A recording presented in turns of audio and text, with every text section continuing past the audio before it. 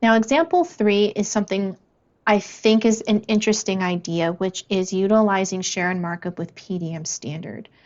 Something to keep in mind here is this is by no means a replacement for the Web 2 client with PDM Professional. They're not even close to being the same.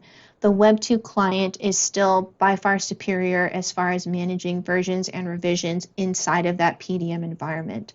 However, I do get frequent questions about web viewers for PDM standard, and using share and markup could be a very simple solution to allow you to collaborate with people outside of PDM standard without setting up a lot of infrastructure, such as VPNs, making sure they have licenses, getting the client installed. So it's something I think you could consider to enhance your PDM standard environment.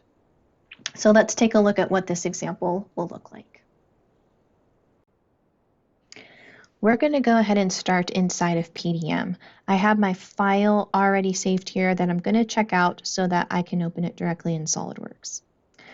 Once inside of SOLIDWORKS, how we use share and markup is going to be the same. It doesn't necessarily matter where the file originated.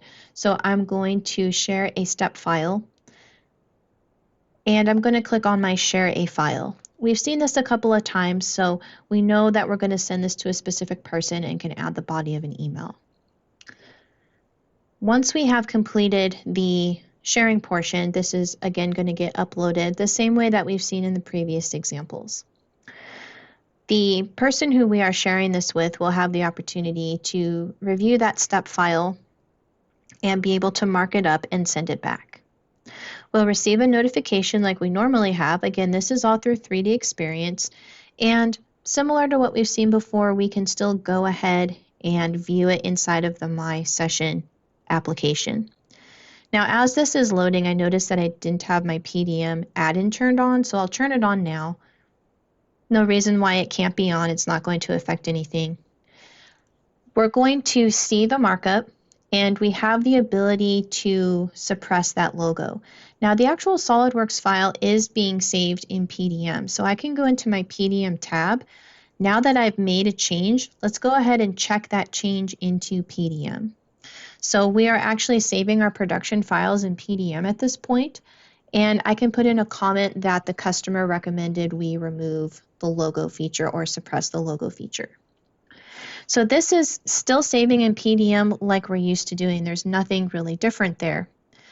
Once this has been changed, again, we can simply reshare the file through 3DEXPERIENCE to the person we're collaborating with, and that will be updated as well. So in those actions, we updated both PDM and the link in 3DEXPERIENCE for the person we're collaborating with. Everything that we're working on with this file at this point is actually being captured. So it's not going to have any effect on your PDM environment. So we did go through that example a little bit quickly, but I do think it's worth taking a look at. There are, of course, some pitfalls here in that the markups are not being saved in PDM. That is something PDM standard can do through the eDrawings viewer.